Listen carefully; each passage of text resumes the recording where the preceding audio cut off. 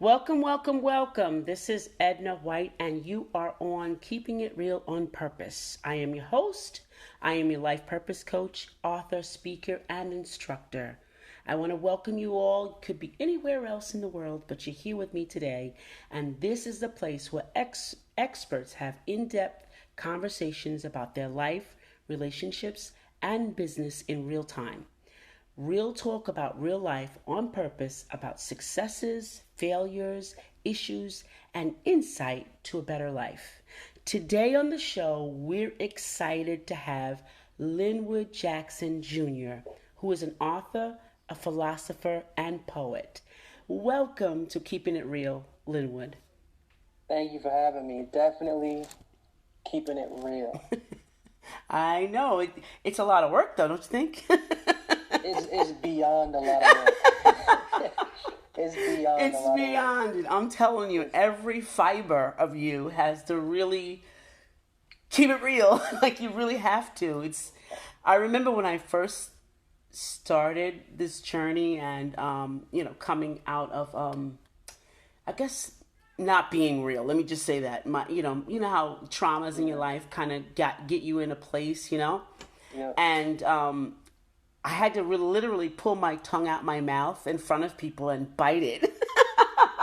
So I wouldn't lie, because you're inclined to make up things as you go along because you don't want to hurt anybody's feelings. You don't want to hurt yourself. You don't know what to do. All this stuff is going through your head, and it's a real struggle sometimes. It really is. You keeping it real. You deliberately on real. You saving it real. Yeah. It's just too much, I'm telling you. But I like the fact that you're into, and I like what you, for justification, and it says mental health and personal spiritual growth. You put the two words together. Yeah. I like that. I just love it. And could you tell us about the justification and then go to the personal spiritual growth together? I like that. Yeah. As human beings, we're definitely more than human. Oh, absolutely. And so it's really not, at least I found it in my experience, it's not fulfilling enough to say, I need to love myself. I need to know me better. Mm-hmm. I can change myself better. Because at the end of the day, the root cause of our problem is us. Oh, yeah. So if we're looking to ourselves to feel better about ourselves, we're going to go in a circle that's a rat race. Mm-hmm. And we're never going to get anywhere, beneficial. No. But it turns out that being more than human, we have emotions. Right. Emotions don't really have a bodily source to them, which allows us to know that they extend beyond us. And extending beyond us, they extend to a mind beyond us, to a creator, which is how we know that we are created. Right. So justification is really about, the entire book is about getting the core of yourself aligned with your devotional conversation. Not necessarily traditional or denominational, Right. but understanding that track of field where you know where you are, and then bringing that experience and that wisdom to the human being, so that then our human being has a counselor, it has an educator, and that educator is our essence. The essence that we've taken through that long track and field of getting to know it and it getting to know us, and then the marriage of that essence to our human being. That's really where the human and spiritual or devotional growth and development comes in, because human being can't do it for human being. No, not at all. Spiritual can't do it for spiritual. Human being plus spiritual is the core of our essence as a human being. Sure. That's what really makes us Right. real. Right. So that's the core of what this book is. It's allowing your faith and your belief to understand that it has a character of its own, has a mind of its own, has thoughts and has feelings of its own, and if we could take responsibility for that faith that we have, not again traditional or denominational, that genuine influence that we have to know a creator, to know a living God, if we can get that and train that and develop that, that allows us to get a center of who we are, and that can bring us to a more wholesome, industrial or innovative approach to living, to routine, to diet, to habit, and things of that nature. Yeah. And I'm glad that you said that it's not religious or anything like that. It's no devotion outside of yourself. Because so many times we hear the word faith, and all of a sudden we say, "Oh, that means the religion that we're in." That's what that means. And it's funny that you're on today because I think the universe is kind of sending me all this great stuff. I spoke with someone else who's it is a philosopher, and we're talking about God and how we feel about it. I think I learned more about God out of the religious sector than I did in the religious sector. Yeah, So tell us how that the human growth kind of works together with that spirit, and define what spirit looks. What we define what spirit does not looks like, but define what spirit is, so we can get a clearer vision of it. This is actually a subject that I cover. I'm connected to a television program on a network based out of Atlanta, Georgia, called Preach the Word Network. Okay. So I have a show called Justification on this TV network. Okay. And this show actually breaks down that entire question. Okay. So this term justification, it's in the denominational traditional scope. Mm-hmm. There's a justifying from a particular individual, a particular figure, or a particular personage, and it is our confidence on this personage or figure that allows that term justification to make sense for us. Okay. I'm justified from everything because of my belief in this personage. Right. Mm-hmm. And so this term, in the Western sense, really means a kind of a distortion of what it actually means yes. in the traditional sense. Yes. In reality, and what I like to do is I like to study Bible by the language that it's written in. Absolutely. Justification is a term that means cleansed. Mm-hmm. So it means cleansed. So the real question is to get at is, what are we supposed to be cleansed from? Right. And you actually just said it. Is the entire point of the definition of justification is to be cleansed from the traditional outlook that we have, so that the mind of our devotional conversation can gain a foothold on its own character, to honor the Creator in its own individual way and maintain itself to that right in its own individual way. Right. So this term justification is then a term applied to spirit. And again, I like to go back to the root word of spirit in our Western culture. Spirit is associated with whatever we would associate it with. Right. But in the context and language of the Hebrew language, right. Spirit is actually mind. So in every sense, spirit is actually mind, or, spirit is actually that rejuvenating factor within the human being, right, that allows them to go beyond. And that is the mind of our faith. Right. So when we're cleansed, the cleansing is for the mind of our faith. And the mind of our faith, it then goes back to our human being, because this is what leads us. We don't right. really realize it, but our religion affects how we behave. And right. one of the exactly. reasons that I get complaints like, I don't know, Christians aren't the nicest people. Okay. It's because the root of their belief, it's not going into the root of their human being. Right. So the traditional landscape, it's actually blocking the work their faith needs to do in order to find itself. Right. So that's why you have people going, wow, I need to find myself. And I speak to it. A lot. People reach out to me saying that my religion has insulted my intelligence. Yes. My belief has hurt me emotionally and spiritually. And this is not just religious people, this is also irreligious people. Oh, yeah, absolutely. And so the whole, their conflict is that religion has hurt them, religion has misled them, religion has deceived them, but they're not really seeing it. It's my goal and my joy to let them see that while they're hating or their experience or their past experience, they're missing their faith's genuine heart. Exactly. If you can feed your faith's genuine heart, you will receive a new vision of how you should be operating. That past experience will not be as bad as it will. You'll see that it was for a growing process, a period. You need to go through that to get to where you are now in a mature way. And once that vision, and then you can envision how you should be relating to your Creator. Right. Okay. That then allows you to take responsibility for your human being, because now you're saying, wow, I'm not just this physical thing. I'm not just this natural. I'm not just sentient in a natural sense. So getting this knowledge allows us to take responsibility for the fact that, wow, I need to take care of my body. I need to diet. Wow, what's in my toothpaste? Wow, what is in my food? Wow, what is in this? And we just become a little bit paranoid at first until we get a ground of who we are. Right.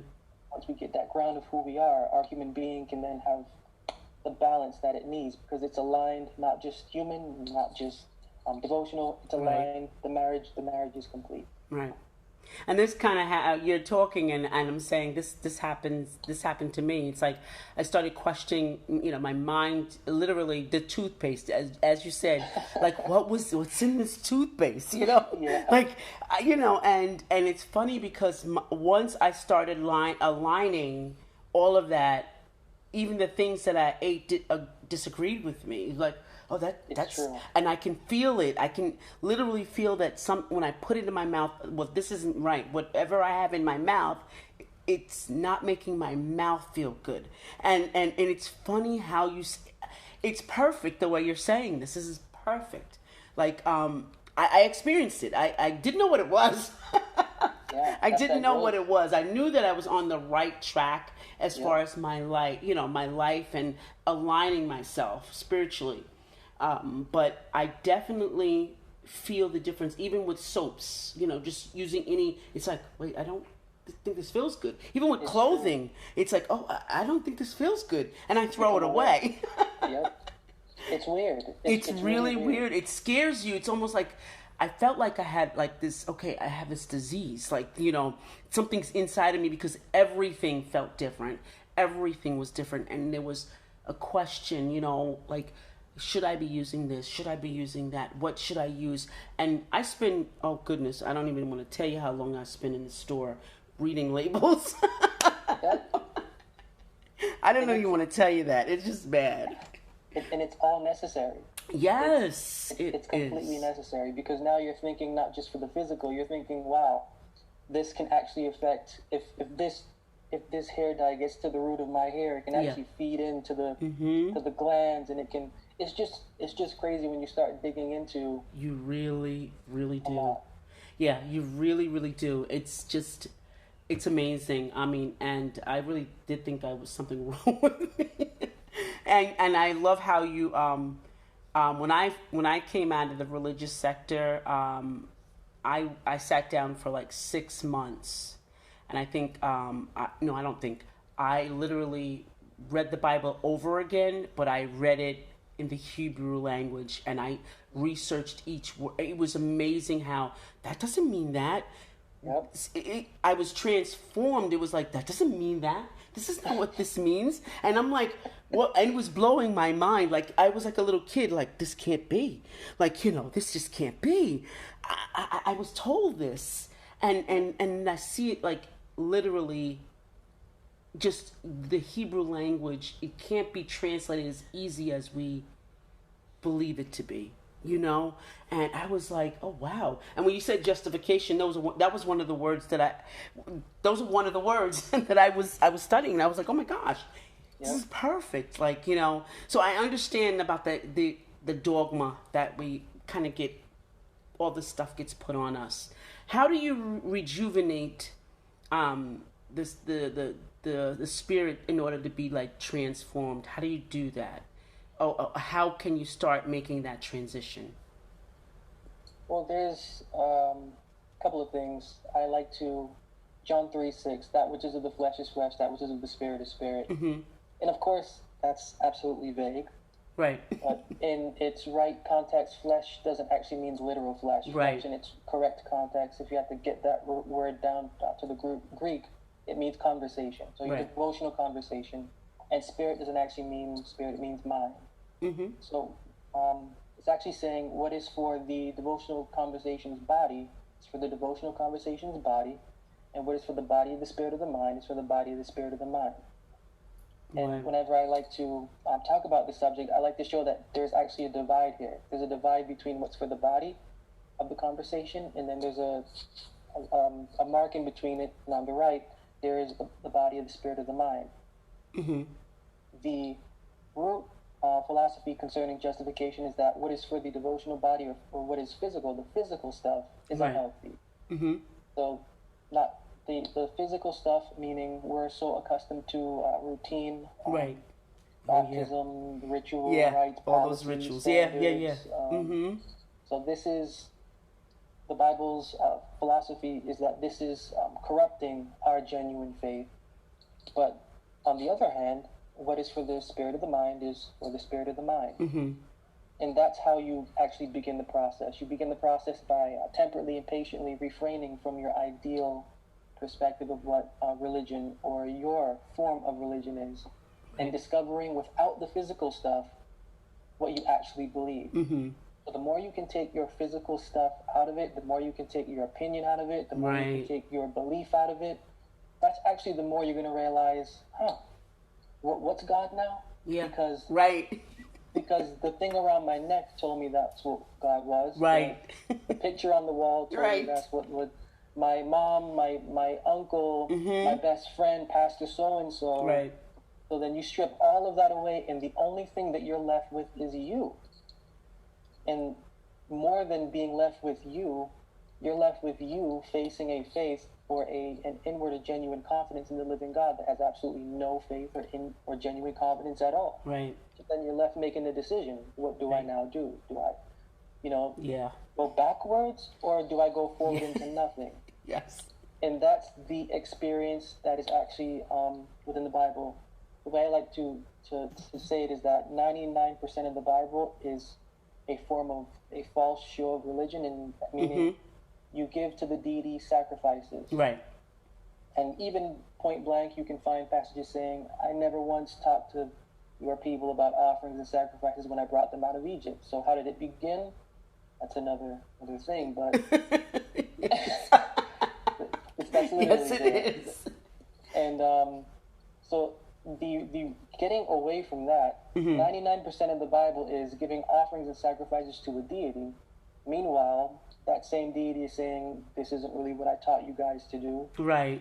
So then there's a 1% of the Bible that's really hidden, but it's the overall scope of the Bible is that this sacrifices and offerings and this handwritten religious tradition, this has to go away, because if we're going to believe that God is a spirit, John 4:24, and if we're going to believe Luke 24:39 that a spirit doesn't have flesh and bones, and we have no right and no justification for honoring a spirit with something that's physical. Right.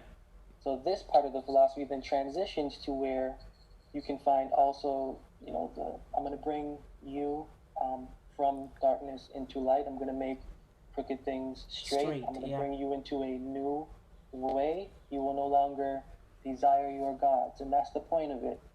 That everything comes down to a stripping away of the physical stuff. Right. And it gets down to you making a decision to take a walk in darkness, so that you, by your own experience, can understand what genuine faith is. And by doing so, you're fulfilling the term justification. Right.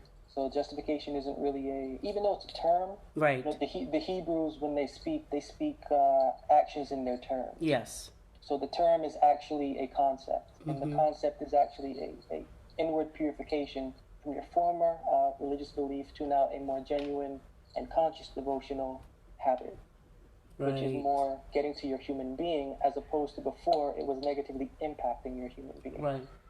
So that's how you actually begin that process, is realizing that you've been observing lies, and that it wasn't intentional on your part. So there's a process of forgiving yourself, and then there is a process of forgiving the people that have led you, if they have led you.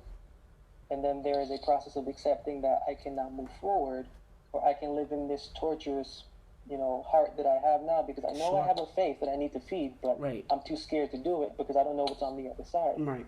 But if I could take, that chance and that risk, I can know what's on the other side.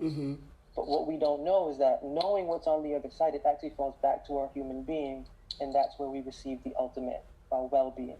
Absolutely. That our Totally faith in its development, it falls back to the growth and development of our human being, because going through that experience, you're realizing character, you're realizing ambition, you're realizing industry, you're realizing consciousness, you're becoming aware of those years that you have missed. And I've spoken to people. As an example, a 65-year-old woman heard me speaking one time, and she came up to me and she said, so what you're telling me is that I have to take 64 years of believing in something, and you're telling me that it's not right, and then I have to go and do something else after 64 years?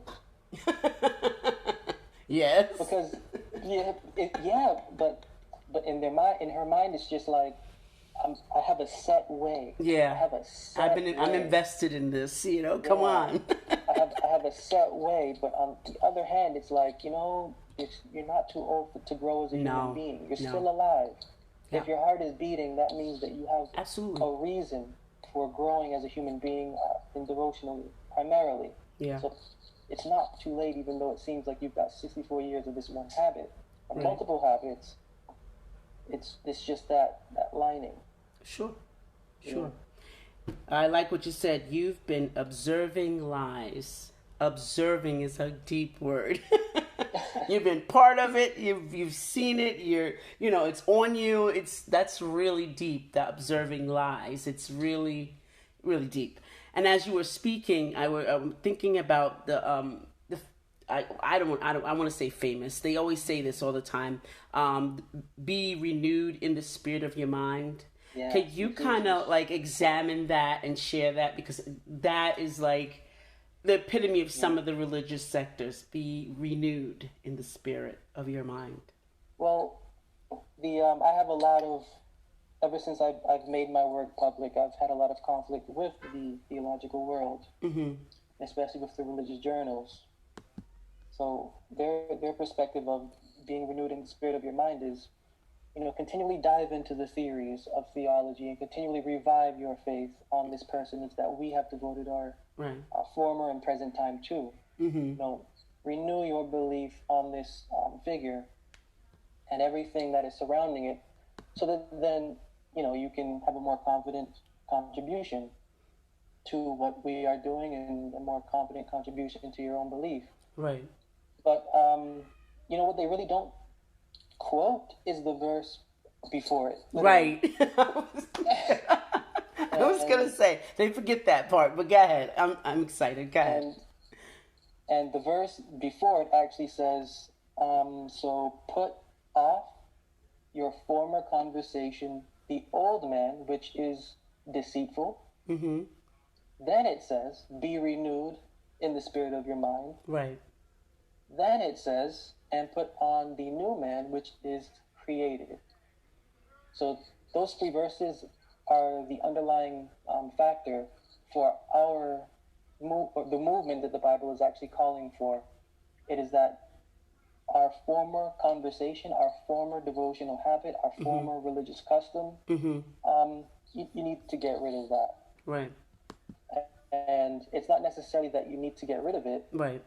Because it says, put off your former conversation, the old man. So there's nothing wrong with your genuine belief. The way you be genuine. There's nothing wrong with your confidence. Your confidence is beautiful. What really needs to be put off is that old man. And in proper language, that old man is an old mind or an old approach. It's an old approach to how we would honor something that we cannot see. And the old approach to honoring what we cannot see is through doing what we can see, which is eat this wafer and drink this, put this on your forehead, dip in this water. Right. Chant these things over and over again. Hold these beads as you pray. Yeah, right. This is the old approach. Right. This is no longer valid. Right. And because it's no longer valid, then be renewed in the spirit of your mind. And the brother to this text is Romans chapter 12 and verse 2, where it says, be transformed by the renewing of your mind, that you may know what is that good and perfect will of the living God. So when it's saying be renewed in the spirit of your mind, it's actually saying be renewed by doing the will of the living God. And that just leads into another question of what is that will? I was just about to say that. In the will of the living God is actually the transformation of the devotional mind, which goes back to put off the former conversation, the old man, and put on a new mind. And that new mind is an approach where it is, as it says in Romans 12 and verse 2, you are proving. So if you're proving, that has a lot of mental activity attached to it. Right. And along with that mental activity, that is more of that mental translates to a bodily movement. So what you're taking in mentally from your own independent and private studies begin to live that. Right. And this is actually a proverb: keep my commandments and live. And this is where, the Bible is a book of contradictions, because you have, on one hand, I have given you these statutes, commandments, laws for you to do them. But then on the other hand, you have the proverb saying, keep my commandments and live. So there's no instruction after and live. And live, right. So there's no keep this, keep that. And there's no, this is my commandment, that is my commandment, that is not. It's just keep my commandments and live on the one hand.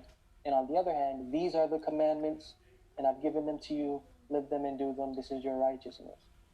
And so there's always a conflicting character within the Bible of a binding to a religious handwritten law. Uh-huh. But then on the other hand, there is a liberation from what is handwritten to what is within.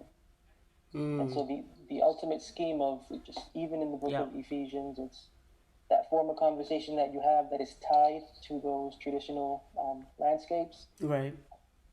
Put that mind of approach off, and then, according to the Proverbs, live. Right. And that means, as you began this by saying, fail. Right.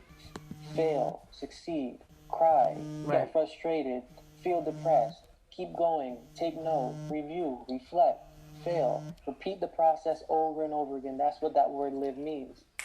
Only then can we know what those commandments are. And that's trippy, because they're supposedly there written for us. But on the other hand, I will write my law in your hearts and in their inward parts, and I will be their God, and they will be my people. Mm-hmm. So there's two things there. There's supposed to be a writing going on within us. Right. But on the other hand, there is the Bible saying the writing's supposed to come from without you, from the pen of priest and pastor. So we can make a decision of how we want to live out our faith. Mm-hmm. But the overall scope, we will always come back, no matter how the Bible views the sacrifices and offerings of the deities, the following of whatever and whatever. The Bible will always come back to its overall philosophy of live. Right. Be renewed in the spirit of your mind. Put off that old approach and embrace being a creation. That's that third verse, is that new mind of approach is for being a creation. And being a creation, as human beings, we have brains. We don't really like to be told what to do. We don't really like activity. We're naturally, as human beings, doesn't matter who we are, lazy. We like easy. We like easy religion. Yeah. Like easy ritual. What is a habit and what is a routine? I'm going to keep doing that. We don't like to get out of it. Right. So this is what the overall theme of how the Bible has become a religion works. Do the religion and you're justified. Beautiful. But underneath all of that rubbish, and in every single illustration within the Bible and its language and context, is a philosophy saying every single individual tied to this needs to break away from it and resurrect their mind, their thoughts and their feelings from it, to own now their own devotional conversation. Okay, that's really good stuff. Yeah, it's good. I kind of like, even when I do speak, there's a Jesus of the Christianity, and then there is an individual within the Bible. Mm-hmm. So what do you mean by the Jesus? What do you mean by that? Jesus of Christianity means believe in my blood and you can go to heaven. Okay. So that figure. Yeah. Okay. But then there is a figure that actually taught and that was crucified, that does not have any of these principles connected to anything that he taught. Right. Examples, Galatians 3:13. Everything that I've been saying is just summed up in this one verse. Christ has redeemed us from the curse of the law. Right. Now this law, it can mean nomos, which is about, in that language, statute, principle, policy, so on and so forth. Right. But in the Jesus of Christianity, it's more of we are redeemed from sin through his blood. Okay. But in the Bible, 1 Corinthians 15:56, the handwritten religious law is categorized as the definition of sin. Wow. Yeah. And so what we have, right, what we have is a religious tradition telling us that this we are honored and going to a place where we need to go, and we're justified by a belief on the blood and the sacrifice in the body of a personage. This, to the Bible, is the definition of sin, everything that I just said. Because but on the other hand, Galatians 3:13, Christ has redeemed us from the law. Yeah, I think they forget that part. Yeah, it's really not understood in my work, and also in this book, Justification. I really get down to this point because it is the Bible's philosophy that I'm really into, because it's benefited me. It is that the redemption that we are to experience is not a redemption based off of a personage's demigod-like blood. Right. That's not what the Bible teaches. Right. The Bible teaches redemption or deliverance or an escape from the handwritten philosophy. And it's not limited to Moses, because we're still doing it to this day. Each church, for example, has a manual, a church manual. Yeah, absolutely. And so these are religious laws that they abide by, and according again to the Bible, this is the definition of what sin is. Right. So when I do teach these things, I've had somebody come up to me and go, so I last Sunday ate like the little wafer and I drank, but that was sin? And I was like, according to the Bible, yeah.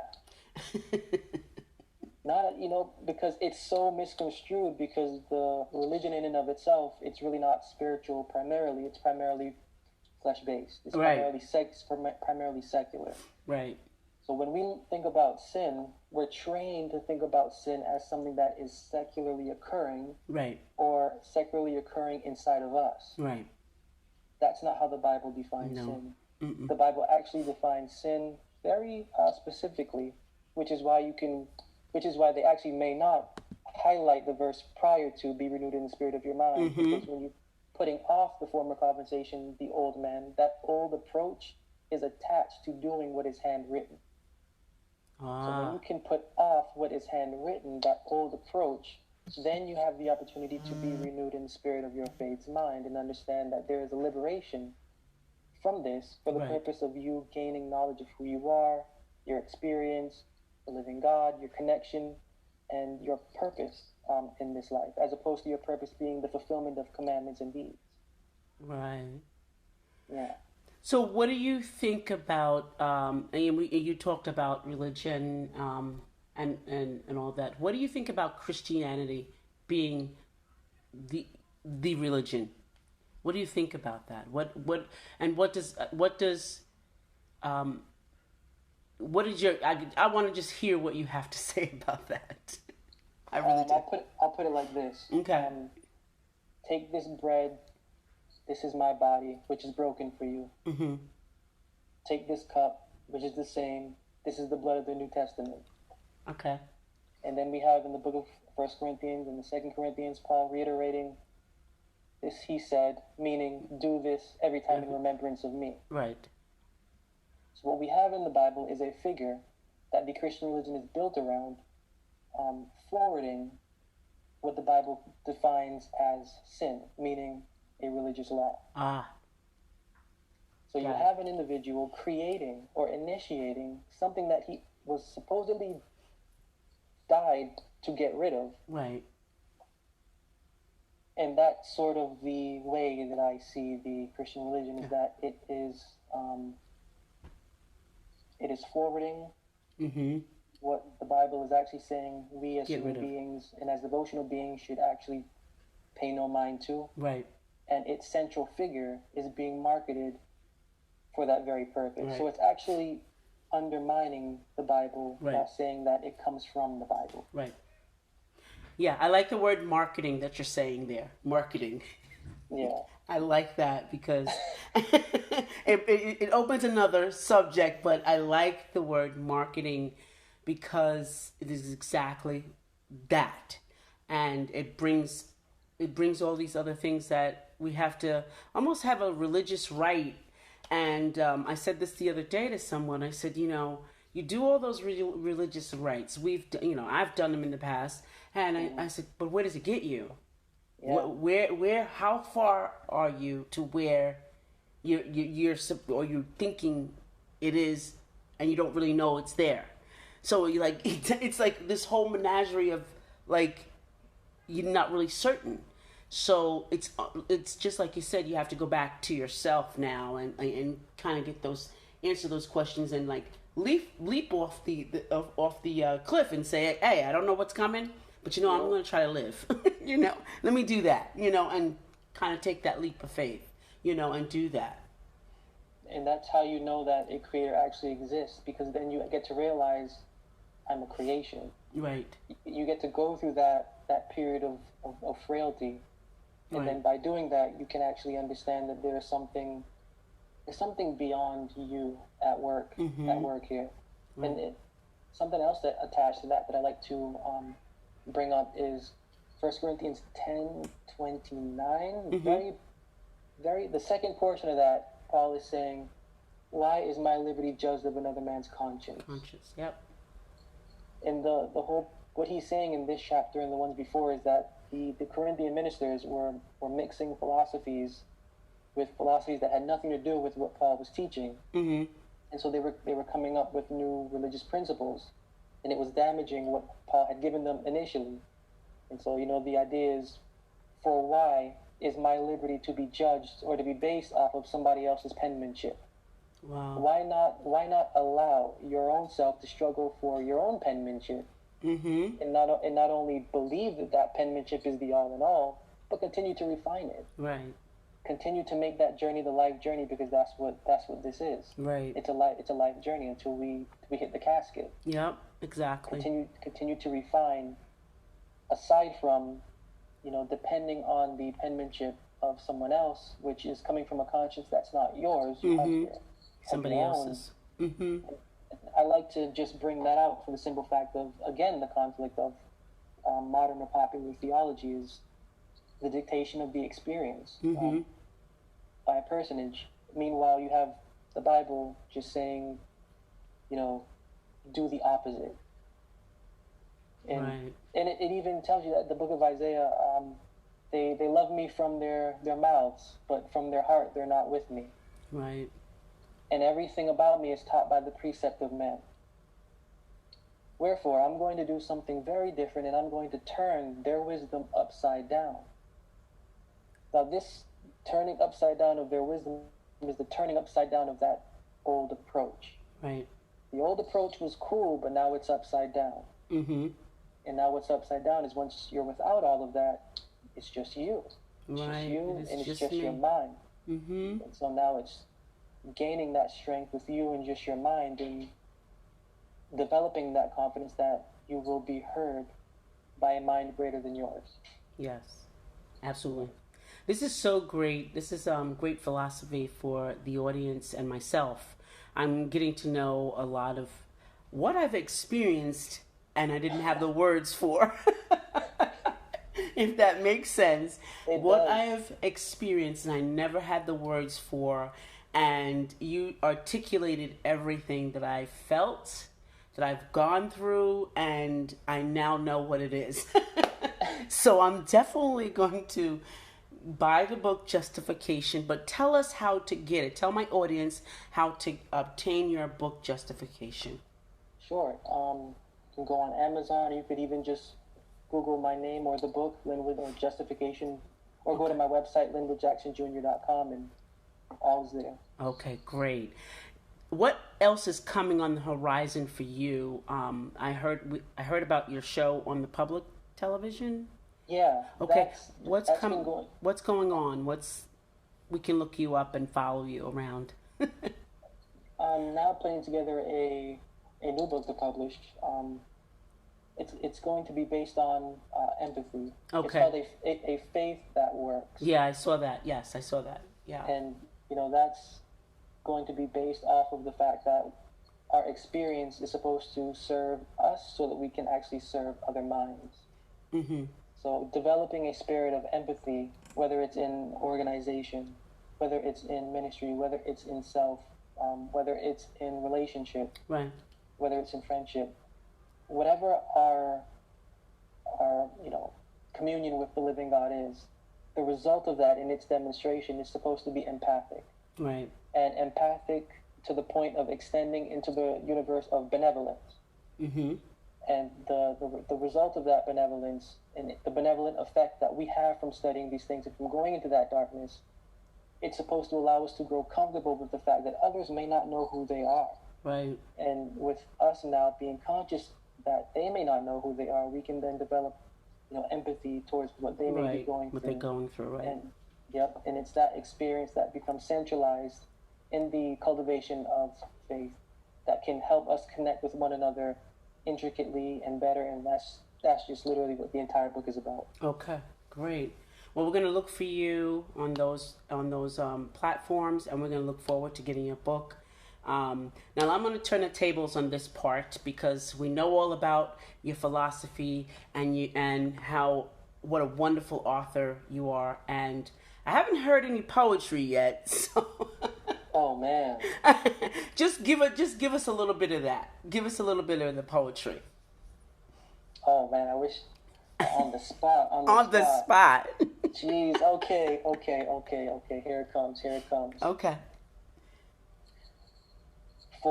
Okay. So most of my poetry is about the marriage between a human being and their devotional character. Okay. Or the heart and the mind. So. For wherefore then are we together? Is it for love? Is it for fighting? Is it for union? Or for what union is there without love, or without fighting, or without argument, or without detesting? Mm-hmm. You have been given to me, and I have not been grateful towards you, as I have been given to you, and you have not been grateful toward me. As we have prayed and as we have given to one another writings. Uh-huh. These writings doing more than your father could have ever imagined for me, and you the benefit for me also. Wherefore then are we separated? Is it for conflict or is it for agreement? If we cannot agree, let us find conflict for agreement. And if we cannot find conflict for agreement, then let us find something to war over, that we may embrace a love that we can fight and die for. For that is what we are for together, and together for one, and one for a love to fight and to die for. Very nice. I was almost thinking that was a song, so very nice. That's beautiful. So now we heard the poetry side. So we want to know that this philosopher is just not some, clandestine. He's very human. So what is your favorite color? Red. Quick. Not even a question. Okay. Question. Red. Okay. I'm going to ask you another question now. If you had a billboard, what would you put on it? And why would you put it there? Man. I would put that same words, be renewed in the spirit of your mind. Okay. And I would put it there because there would be so many interpretations of that. Yeah. And whether it's love or whether it's hate, it would still get a discussion going. Yeah, like that. Yeah, challenge the mind. Yeah, absolutely. Yeah. Great. Yeah. And last question, what would you pick for your last meal? Pasta.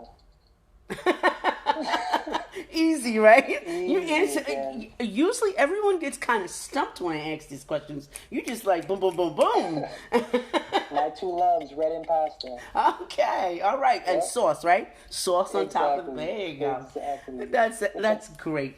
Are there any Parmesan. final thoughts that you can leave with the audience that you can share with them if they wanna, delve into this particular philosophy that you're in? How can they just begin the journey and or even just to better themselves? Is there anything you can share?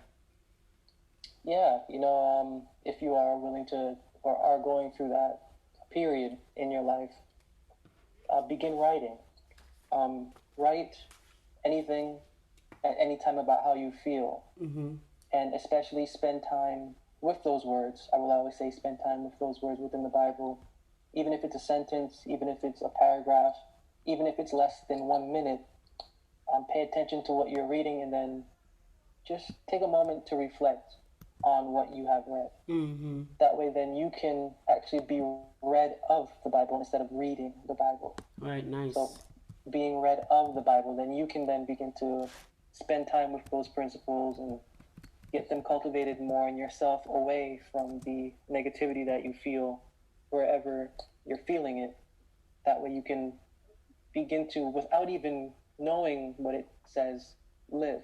Mm-hmm. And then you can, as living, develop those principles and those commandments, and then what you see and what you live and what you learn, right, bring it back to the Bible and weigh what you are learning and what you're experiencing with what's actually in there.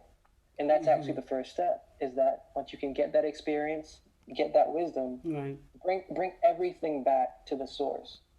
And once you get it back to the source, weigh it with the source, challenge it, and then take it right back out into real life and exercise it. Great. That is great. And I just want to thank you for this most insightful episode. And audience, I hope you will receive something from it. If not, download it and listen to it again, because it really did something for me. It really solidified a lot of things for me. And we want to thank you for being on the show. And this brings us to the end. Thank you for listening. If you enjoyed the episode and you'd like to help support the podcast, please share it with others, post it about on social media, leave us a rating or a review. And remember, you can always press the button and leave a question for our guest today, Linwood, and you can leave a message for him, and I can surely pass it along.